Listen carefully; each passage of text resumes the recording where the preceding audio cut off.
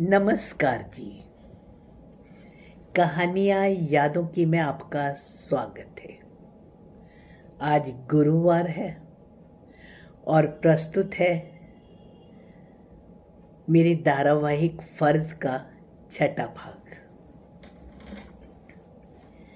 पिछले भागों को देखने के लिए और सुनने के लिए लिंक डिस्क्रिप्शन बॉक्स में मिल जाएगा।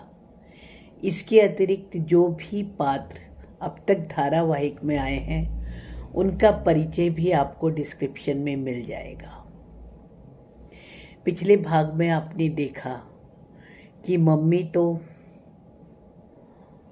यानी कि मालती जी अस्पताल में अपने बिस्तरे पर बेहोश ही थी और उनसे मिलने के लिए उनके पूर्व पति वर्मा जी और उनकी पत्नी नीरू आंटी आई थी। इससे रुचि थोड़ा सा अवसादग्रस्त हो गई थी, परंतु तभी जब आशा आंटी का फ़ोन आया तो उसको थोड़ा सा धैर्य मिला। प्रस्तुत है अब आगे की कहानी। फ़ोन पर आशा आंटी के सहानुभूतिपूर्ण शब्दों से रुचि का कोमल मन पिघलने लगा और उसकी आंखों से आंसू बहने लगे। वैसे ऐसा पहली बार नहीं हो रहा था। अब तो रुचि को अकेले रोने की आदत ही हो गई थी, परंतु माँ को भी जाने कैसे पता पड़ जाता था।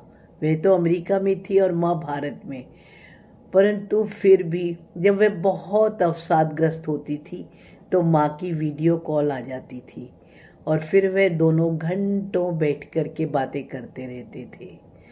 माँ तो आज भी सामने ही है, परंतु नीरू आंटी क्यों आई थी? पापा के साथ आई, बस पता नहीं। और ऑपरेशन तो ठीक हो ही जाएगा। अब तो मम्मी के खतरे की कोई बात नहीं है, डॉक्टर ने भी कहा था। वो कुछ भी सोचे जा रही थी और सोचते सोचते उसका दिल बैठा जा रहा था, परंतु हर सोच का अंत नहीं, मेरी मम्मी ज़रूर ठीक हो गई। इतने में ही रेवती भी अंदर कमरे में आ गई थी। रेवती ने रुचि को जब रोते हुए देखा तो उसने कहा, अरे तूने ऐसे कैसे सोच लिया कि तू अकेली है? तेरी बड़ी बहन तेरे साथ है। ये तो मेरी शादी की वजह से तेरा और मेरा घर अलग हुआ, अन्यथा तो मेरी छोटी बहन मेरे साथ ही नहीं रह रही थी। हम दोनों और भी आगे साथ ही रहते। और तुझे पता है, मम्मी भी कह रही थी कि मैं बेंगलोर आऊँगी और अब की बार बेंगलोर आऊँगी तो तेरे पास नहीं, अपनी छोटी बेटी रुचि के साथ ही रहूँगी। अच्छा, आशा आंटी ऐसे कह रही थी? हाँ। रुचि रोती रोती भी मुस्कुरा उठी। उसने कहा, बस मुझे मम्मी की फिक्र हो रही है। ऐसी कोई चिंता की बात नहीं है, अब तो ऑपरेशन ठीक हो गया है। डॉक्टर कह रहे थे ना कि अच्छा हुआ वो समय से ही यहाँ पहुँच गई, अन्यथा तो कुछ भी हो सकता था। तुझे तो परमात्मा का धन्यवाद करना चाहिए कि आंटी समय पर अस्पताल भी पहुँच गई और उनका इलाज भी हो गया। ऐसा कहकर रुचि ने एक ठंडी सी सांस भरी। मुझे तो ये समझ में नहीं आ रहा, अब तो मेरे अमेरिका जाने में भी कुछ ही दिन बचे हैं। मम्मी को किसके सहारे कैसे छोड़ूंगी?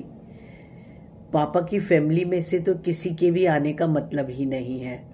आज पापा आए थे मम्मी से मिलने नीरू आंटी के साथ, पता है दीदी?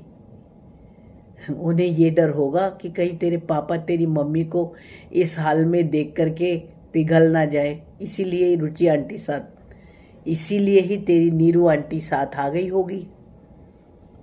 क्या पता, रुचि बोली। मुझे तो लगता है कि नीरू आंटी को ये लगा होगा कि कहीं मम्मी हमेशा के लिए। और फिर रुचि फिर फफक फफक कर रो पड़ी। अरे चुप हो जा, ऐसे कमज़ोर नहीं होते। अब तूने ही तो सब कुछ करना है। वैसे मम्मी कह रही थी कि मैं भी बंगलौर आऊँगी तो आज जाकर के ही उनकी टिकट बुक करूँगी। वो तो 4-5 महीने तेरी मम्मी के पास भी रह जाती। पर क्या करूं, उनका रिटायरमेंट भी 2 महीने बाद ड्यू है ना, उन्हें भी अपने पेपर वगैरह सारे पूरे करने हैं। अब कि अगर उन्हें बुलाने के लिए तो करूंगी तो उनकी वापसी की भी टिकट करवा के देनी पड़ेगी। घबरा नहीं, खैर कुछ सब ठीक हो जाएगा। क्या ठीक होगा दीदी, कैसे ठीक होगा, कुछ समझ में नहीं आ रहा। अरे पवन और तुम तो सेम ऑफिस में ही हो और शायद सेम ही टीम में हो, तो तू अपनी जाने की टिकट एक्सटेंड करवा ले। पवन को बोल, वो भी कुछ कोशिश कर लेगा, तेरी छुट्टियां भी एक्सटेंड हो जाएंगी। कोशिश करके देख। इस तरह से परेशान होने से थोड़े ही कोई काम चलता है। रुचि थोड़ी संयत हुई और फिर बोली, ठीक है दीदी, मैं कोशिश तो कर रही हूँ, अब इसके सिवाय और कोई रास्ता भी तो नहीं है। सब रास्ते निकलेंगे, पहले तुम यह तो कोशिश करो। क्या आंटी के कोई भाई बहन नहीं है? अरे सब है उनके, पर उनकी किस्मत ही ऐसी है कि सबके होते हुए भी वह अनाथ है। हट, ऐसे नहीं बोलते, रेवती ने रुचि को धमकाया। माना आजकल सारे रिश्ते ऐसे हो गए हैं, किसी रिश्ते के पास किसी रिश्ते के लिए समय नहीं है, परंतु फिर भी मम्मी को अनाथ नहीं कहते। नहीं दीदी, ये सच है, मेरे मम्मी सबके होते हुए भी अनाथ है। असल में मेरी मम्मी जिस संयुक्त परिवार में रहती थी ना, उसमें मेरे उनके चाचा और वह दोनों रहते थे उस संयुक्त परिवार में।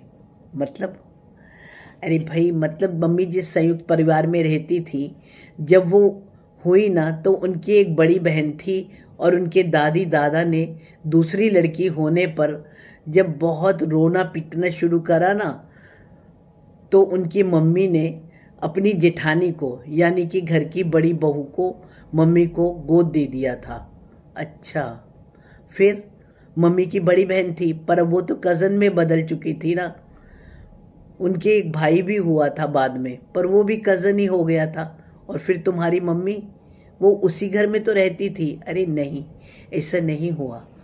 मम्मी को जब उन्होंने गोद दिया तो उस घर में ऐसा था कि जो ताऊजी थे, यानी कि मम्मी के जो ताऊजी पापा बन गए थे, वह टीचर थे। और उन्होंने जब गोद ले लिया एक बच्चे को, तो वह अपनी पत्नी के साथ में, यानी कि मम्मी को ले करके, और बाद में वह तो सरकारी आवास में चले गए थे। अच्छा, और उनके पैतृक आवास में अब उनके एक और भाई हो गया था, तो वो जो चाची थी, वो तो अब चाची ही बन गई थी ना। वहाँ ही उनका एक किराने का स्टोर था, तो सारे लोग तो वहाँ ही रहते थे और मम्मी को लेकर के वह सरकारी आवास में चले गए थे। इसलिए मम्मी तो एकदम अकेली ही रही। हालांकि मम्मी को वो बहुत प्यार करती थी उनकी मम्मी।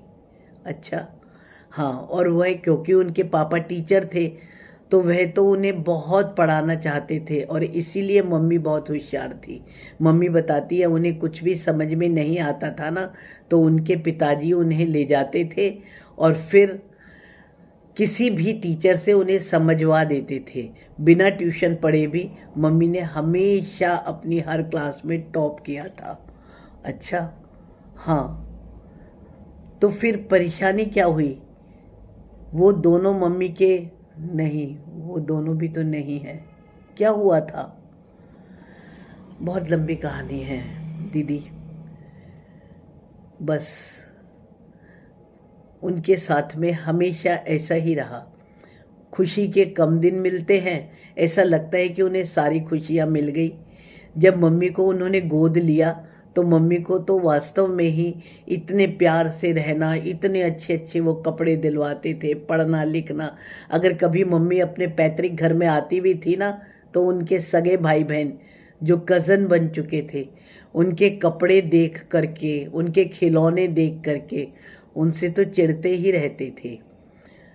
पीछे पीछे तो वो मम्मी के खिलौने छीन लेते थे या कुछ भी करते थे, तो उनकी मम्मी कुछ नहीं कहती थी। अरे मम्मी तो उनकी चाची तो अब समझ लो उनकी मम्मी कहाँ रह गई थी। वो तो अपने बच्चों का ही ख्याल करेंगी, वो भी उन्हें पराई नज़र से ही देखती होंगी। हाँ, ऐसे ही हो जाता है। इसीलिए ना बाद में मम्मी की जो मम्मी थी वो उन्हें पैतृक मकान में जाने ही नहीं देती थी। वो अपने पास में ही रखती थी, और अगर कभी जाना भी होता था तो उनके पापा ही चले जाते थे। मम्मी तो कभी भी उस घर में गई ही नहीं। इसीलिए ही तो। परंतु फिर उनको हुआ क्या था? बस ऐसे ही होना क्या था। उनके जो पिताजी थे वह तो अपने पैतृक मकान में जाते ही रहते थे। मम्मी 11वीं में भी चली गई थी। फिर मम्मी जब 11वीं में चली गई थी और उनके पिताजी वाइस प्रिंसिपल बन गए थे, प्रिंसिपल होने को थे, इसलिए 2 महीने की छुट्टियों में भी उन्हें कॉलेज ही, अपना स्कूल में ही आना पड़ता था। फिर तो उसी समय में ही वो अगर कभी जाते भी थे तो अपने पैतृक घर में अकेले ही जाते थे। तो कुछ दिनों के लिए वह अपने पैतृक घर में गए हुए थे, और इधर मम्मी अपनी मम्मी के साथ में सरकारी आवास में थी। बस पता नहीं क्या हुआ उनकी मम्मी को। एक दिन इतना तेज बुखार आया और उनके पिताजी थे नहीं उनके पास में। वे तो पैतृक घर में ही थे, और उस समय में कोई फ़ोन इत्यादि का इतना वो थोड़े ही ना था। तो फिर उनकी मम्मी की जब बहुत तबीयत खराब हुई तो पड़ोस वालों ने ही किसी तरीके से उन्हें अस्पताल तक पहुंचाया। परंतु उनकी मम्मी को हुआ क्या था? हाँ, अस्पताल जाने पर ही जब उनकी बहुत ज़्यादा तबीयत खराब हो गई थी तब पता पड़ा कि उनको टाइफाइड ही बिगड़ गया था। अच्छा, और फिर इसके आगे की कहानी मैं आपको अगले भाग में सुनाऊंगी। कृपया अगले गुरुवार तक इंतज़ार कीजिए। धन्यवाद जी। और पिछली कहानियों के लिंक, पिछली धारावाहिक के लिंक आपको मिल जाएंगे डिस्क्रिप्शन बॉक्स में ही। ये कहानी आपको कैसी चल रही है, कैसी लग रही है, इसके बारे में कमेंट्स द्वारा सूचित करें। कोई भी त्रुटि के लिए मैं क्षमा प्रार्थी हूँ। धन्यवाद जी।